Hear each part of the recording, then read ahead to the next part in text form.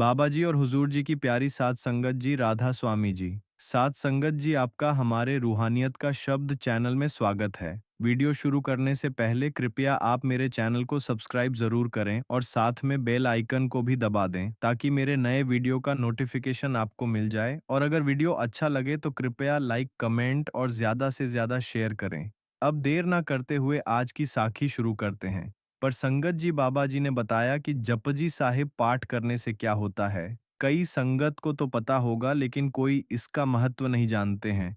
और जो गुरुद्वारा या जपजी साहिब का पाठ नहीं करते या नहीं सुनते, उन्हें यह साखी जरूर सुनाई चाहिए, क्योंकि जपजी साहिब सुनने से मन को शांति और सुकून मिलता है। और जो यह नितनेम करते हैं, उनके जीवन में हमेशा शांति बनी रहती है और उन पर कोई भी विविधता नहीं आती है। इसी पर आधारित एक परिवार की साखी है जो कि जपजी साहिब पाठ नितनेम किया करते थे, और उनके साथ क्या चमत्कार हुआ, यह भी हम आगे साखी में आपको बताएंगे। तो चलिए साध संगत जी, विस्तार से शुरू करते हैं। हर मनुष्य अपने जीवन में खुशहाली लाना चाहता है। वह चाहता है कि उसे जीवन में किसी भी चीज की कमी ना रहे और वह अपना जीवन हंसी खुशी और आराम से गुजार सके।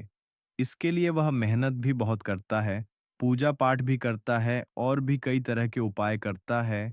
लेकिन जब उसे सफलता नहीं मिलती तो वह निराश हो जाता है। लेकिन मनुष्य को जीवन में कभी भी निराश नहीं होना चाहिए और मेहनत के साथ साथ परमात्मा को भी याद करना चाहिए। और दिन में 2 बार जपजी साहिब का पाठ जरूर करना चाहिए। जपजी साहिब का पाठ करने से हमारे जीवन में क्या चमत्कार होते हैं, वह हमें आज की साखी में पता चलेगा। आज की यह साखी बिल्कुल सच्ची घटना पर आधारित है। जब एक सिख ने गुरु की बात पर विश्वास किया, बिना नागा जपजी साहिब का पाठ किया, तब उसके जीवन में क्या चमत्कार हुए, यह हम आज की साखी में देखते हैं। साध संगत जी, पंजाब के कपूरथला शहर के एक गांव में बलविंदर सिंह नाम का कुम्हार रहता था। उसके घर के बाहर एक छोटा सा आंगन था जिसमें वह मटके बनाया करता था और फिर मटकों को बाजार में बेच दिया करता था। मटकों को बेचकर जो भी पैसे मिलते थे, उससे बलविंदर का घर चलता था। उसके घर में उसकी एक बूढ़ी माँ थी। दोनों माँ बेटे को जो भी रुखा सुखा मिलता, वह उसी से अपना गुजारा कर लेते थे। बलविंदर और उसकी बूढ़ी माँ को वाहेगुरु के ऊपर बहुत विश्वास था। वह दोनों बिना नागा गुरुद्वारे भी जाते थे और वहां जाकर सेवा भी करते थे। कभी कभी बलविंदर के मन में आता कि उसकी भक्ति में ऐसी क्या कमी है जो उसे इतने बुरे दिन गुजारने पड़ रहे हैं। लेकिन उसकी माँ उसको समझाती थी और हमेशा यही कहती थी कि वाहेगुरु के ऊपर हमेशा विश्वास रखो, वह जो कुछ भी करेंगे ठीक करेंगे। बलविंदर रोज सुबह जल्दी उठ जाता, नित्य-नेम करने के बाद अपने बनाए हुए मटकों को लेकर बाजार में बेचने के लिए चला जाता। उसकी माँ को उसकी बहुत चिंता रहती थी। वह हमेशा उसको जाने से पहले यही बोलती थी कि बेटा, अंधेरा होने से पहले घर वापस लौट आना। एक दिन बलविंदर मिट्टी के मटकों को सर के ऊपर रखकर बाजार जा रहा था। बलविंदर रास्ते में जाते हुए सोच रहा था कि मेरी माँ बूढ़ी हो गई है और मैं उन्हें 2 वक्त की रोटी के अलावा और कुछ नहीं दे पाता। मुझे अपनी माँ के लिए कुछ ना कुछ तो करना ही होगा। यह सोचता हुआ बलविंदर थोड़ी देर में बाजार पहुंच गया। बाजार में पहुंचकर बलविंदर ने मटके बेचने के लिए लोगों को आवाज लगाई। तभी उसके पास एक आदमी मटका खरीदने आया, लेकिन बलविंदर के बताए हुए दाम पर वह मटका खरीदने के लिए तैयार नहीं हुआ। तब बलविंदर ने सोचा, दोपहर का समय हो गया है और अभी तक एक भी मटका नहीं बिका, इसलिए इसको सस्ते में दे ही देता हूँ। यह सोचकर बलविंदर ने उसे सस्ते में मटका दे दिया। इसी तरह शाम तक सारे मटके बिक गए। उसके बाद बलविंदर घर की तरफ चल दिया, लेकिन सारे मटके बिकने के बाद भी बलविंदर बहुत उदास था, क्योंकि मटके बेचने के बाद जो दाम उसे मिले थे वह बहुत कम थे। उसे अपने मटके आधे दामों में ही बेचने पड़े थे। बलविंदर यह सोचते हुए अभी जा ही रहा था कि तभी उसे दूर आंगन में खड़ी एक लड़की नजर आई। बलविंदर को वह लड़की बहुत अच्छी लगी। वह लड़की को देखकर सोचने लगा, यह लड़की कितनी सुंदर और प्यारी है। अगर इससे मेरी शादी हो जाए और ये मेरे घर में आ जाए तो माँ को भी बहुत आराम रहेगा। माँ भी सारा दिन घर में अकेली रहती है, उनका भी दिल लगा रहेगा। ये सोचकर बलविंदर उस लड़की के पास गया और उससे बोला, तुम्हारा नाम क्या है? लड़की ने कहा, आपको क्या करना है मेरे नाम से? बलविंदर ने कहा, मैं तुम्हारे पिताजी से मिलना चाहता हूँ। लड़की ने कहा, मेरे पिता अंदर बैठे हैं, आप अंदर जाकर मिल लो।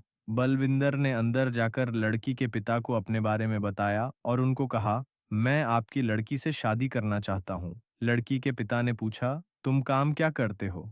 बलविंदर ने कहा, मैं मिट्टी के मटके बनाकर बाजार में बेचता हूँ। तब उसने पूछा, तुम कितना कमा लेते हो?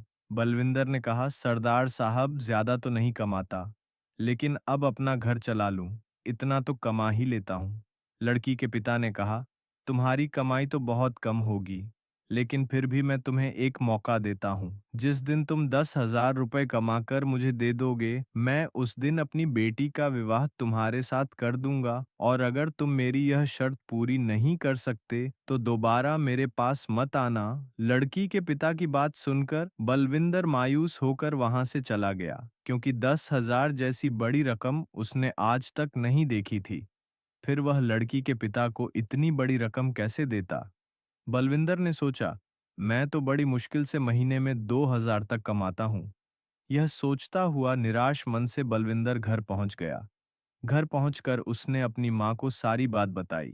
तब उसकी माँ ने कहा, बेटा, तुम चिंता मत करो, वाहे गुरु के ऊपर विश्वास रखो। अगर वह चाहेंगे तो वह लड़की तुम्हें जरूर मिलेगी। तुम बस मन लगाकर मेहनत से काम करो और सब कुछ वाहे गुरु के ऊपर छोड़ दो। बलविंदर यह सुनकर चुप हो गया। ऐसे ही अगले दिन बलविंदर ने मटके बनाकर सूखने के लिए आंगन में रख दिए और घर के अंदर चला गया। जब वह अंदर गया तो उसकी माँ ने कहा, बेटा, मैं पास वाले गांव में तुम्हारी मौसी से मिलने जा रही हूँ।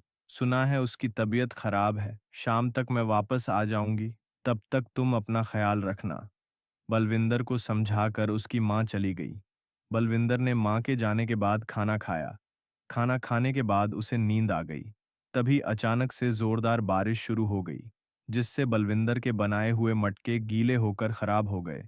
जब बलविंदर की नींद खुली तो उसने देखा कि उसके सारे मटके बारिश के कारण गीले हो गए थे।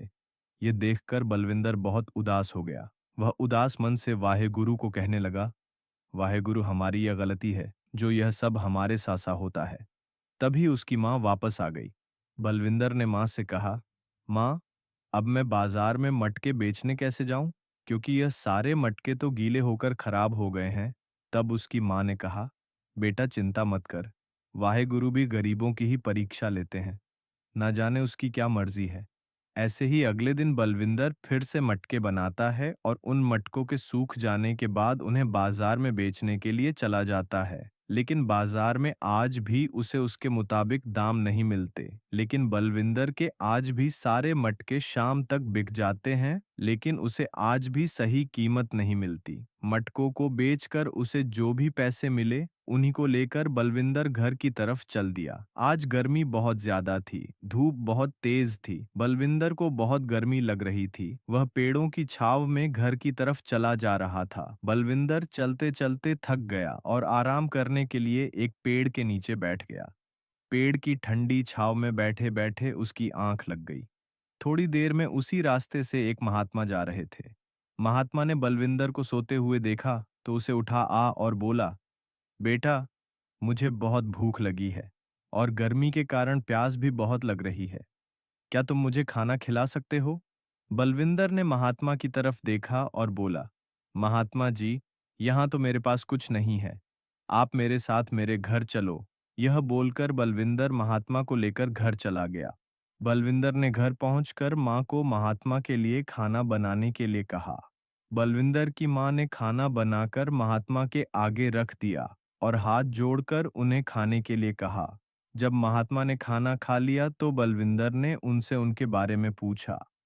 महात्मा ने बताया कि मैं पास वाले गांव में जा रहा था।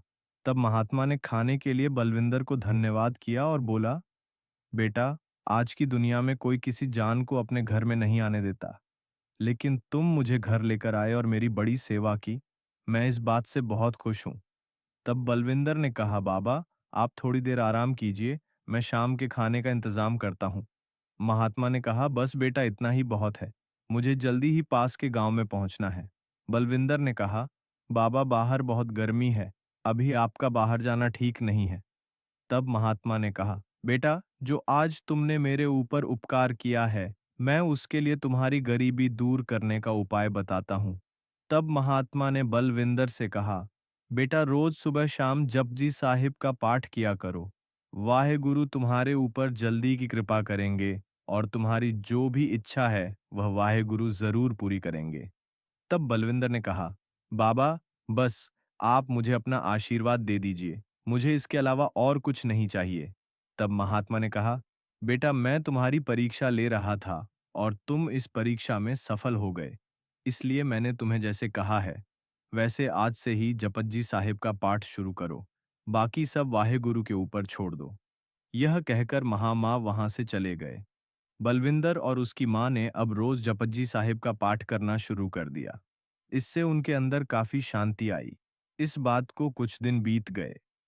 एक दिन बलविंदर आंगन में बैठकर मटके बना रहा था। तभी उसकी माँ की नजर बलविंदर के बनाए हुए मटकों पर गई। वह मटकों को देखकर चौंक गई, क्योंकि आज मटके बहुत चमक रहे थे। उसने बलविंदर से कहा, बेटा आज मटके देखो, कितने चमक रहे हैं, ऐसे लग रहा है जैसे मटकों पर हीरे लगे हुए हैं। तब बलविंदर की नजर मटकों की तरफ गई।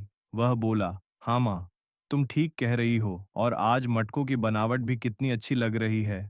जरूर यह महात्मा जी के आशीर्वाद के कारण हो रहा है। तब बलविंदर ने कहा, अच्छा माँ, अब मैं इन मटकों को बेचने के लिए बाजार जा रहा हूँ।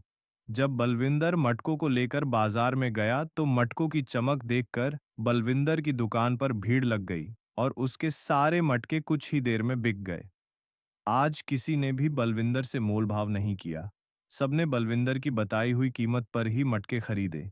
यह देखकर बलविंदर बहुत खुश हुआ। आज उसकी काफी अच्छी कमाई हो गई थी। सारे मटके बिक जाने के बाद वह घर चला गया। घर पहुंचकर बलविंदर ने खुशी खुशी मां को सारी बात बताई।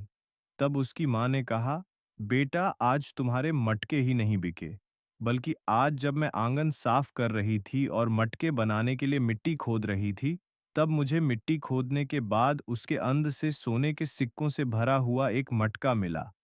बलविंदर सोने के सिक्कों को देखकर हैरान हो गया।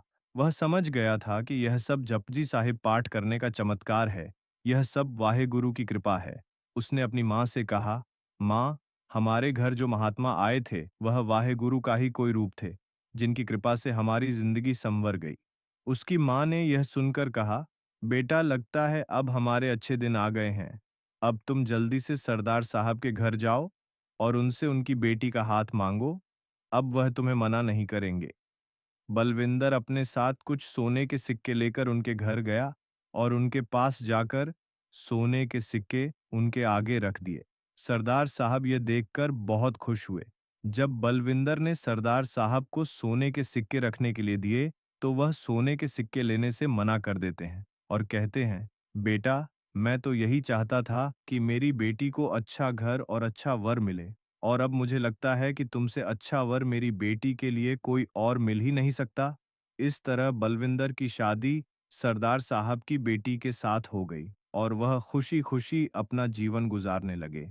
अब शादी के बाद बलविंदर और उसकी पत्नी बिना नागा जपजी साहिब का पाठ जरूर करते और वाहेगुरु का नाम जपते। इस तरह बलविंदर की जिंदगी खुशहाल हो गई। उसके बाद बलविंदर ने महात्मा जी को ढूंढने की बहुत कोशिश की। आसपास के गांवों में भी पता किया, लेकिन वह नहीं मिले। बलविंदर समझ गया कि वाहेगुरु खुद ही महात्मा का रूप लेकर आए थे और उसके ऊपर कृपा करके वापस चले गए। साध संगत जी, हमारे जीवन में भी गुरु हमारे ऊपर कृपा करने जरूर आते हैं, लेकिन हम उन्हें पहचान नहीं पाते, इसलिए हमें गुरु की बातों पर अमल जरूर करना चाहिए और जो कुछ भी कहते हैं हमें उसी के अनुसार ही चलना चाहिए।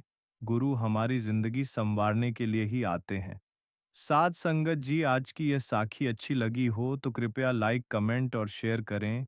और आपसे एक और छोटी सी विनती है कि मेरे रूहानियत का शब्द चैनल को सब्सक्राइब जरूर करें। राधा स्वामी जी।